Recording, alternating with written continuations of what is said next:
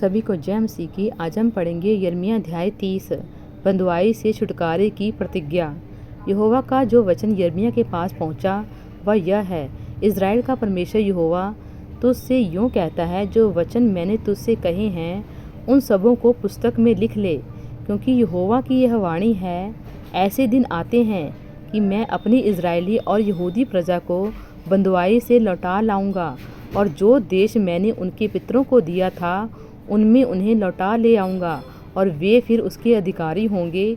यहोवा का यही वचन है। जो वचन यहोवा ने इज़राइलियों और यहूदियों के विषय कहे थे वे ये हैं। यहोवा यूँ कहता है, थरथरा देने वाला शब्द सुनाई दे रहा है। शांति नहीं, भय ही का है। पूछो तो भला और देखो, क्या पुरुष को भी कहीं जनने की पीड़ा उठती है? फिर क्या कारण है कि सब पुरुष जच्चा के समान अपनी कमर अपने हाथों से दबाए हुए दिखाई पड़ते हैं? क्यों सब के मुख पीले पड़ गए हैं?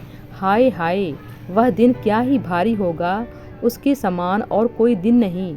वह याकूब के संकट का समय होगा, परंतु वह उससे भी छुड़ाया जाएगा। सेनाओं के यहोवा की यह वाणी है कि उस दिन मैं उसका रखा हुआ जुआ तुम्हारी गर्दन पर से तोड़ दूंगा, और तुम्हारे बंदरों को टुकड़े टुकड़े कर डालूंगा, और परदेसी फिर उनसे अपनी सेवा ना कराने पाएंगे, परंतु वे अपने परमेश्वर यहोवा और अपने राजा दाऊद की सेवा करेंगे, जिनको मैं उन पर राज्य करने के लिए ठहराऊंगा।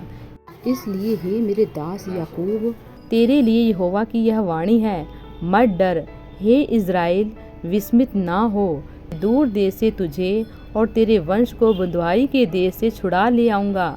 तब याकूब लौट कर चैन और सुख से रहेगा, और कोई उसको डराने न पाएगा, क्योंकि यहोवा की यह वाणी है, तुम्हारा उद्धार करने के लिए मैं तुम्हारे संग हूँ। इसलिए मैं उन सब जातियों का अंत कर डालूंगा जिनमें मैंने उन्हें तितर बितर किया है, परंतु तुम्हारा अंत ना करूँगा। तुम्हारी ताड़ना मैं विचार करके करूँगा, और तुम्हें किसी प्रकार से निर्दोष ना ठहराऊँगा।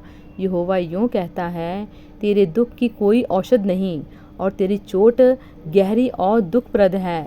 तेरा मुकदमा लड़ने के लिए कोई नहीं, तेरा घाव बांधने के लिए ना पट्टी ना मलहम है।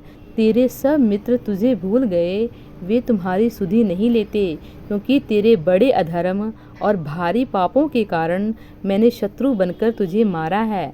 मैंने क्रूर बनकर ताड़ना दी है। तू अपने घाव के मारे क्यों चिल्लाती है? तेरी पीड़ा की कोई औषधि नहीं। तेरे बड़े अधर्म और भारी पापों के कारण मैंने तुझसे ऐसा व्यवहार किया है, परंतु जितने तुझे अब खाए लेते हैं वे आप ही खाए जाएंगे, और तेरे सब द्रोही आप सब के सब बंधुआई में जाएंगे, और तुझे लूटने वाले आप लूटेंगे, और जितने तेरा धन छीनते हैं उनका धन मैं छिनवाऊंगा। मैं तेरा इलाज करके तेरे घावों को चंगा करूंगा। यहोवा की यह वाणी है, क्योंकि तेरा नाम ठुकराई हुई पड़ा है। वह तो सिय्योन है, उसकी चिंता कौन करता है?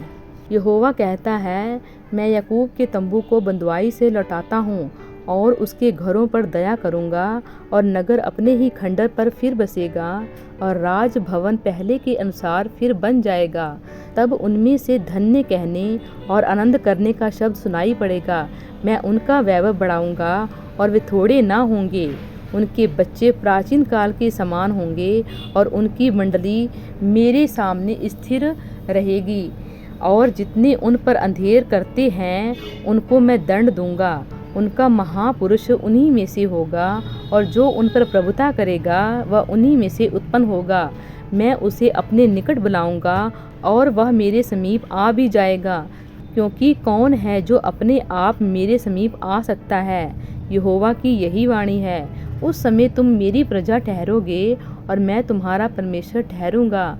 देखो, यहोवा की जलजलाहट की आंधी चल रही है। वह अति प्रचंड आंधी है, दुष्टों के सिर पर जोर से लगेगी।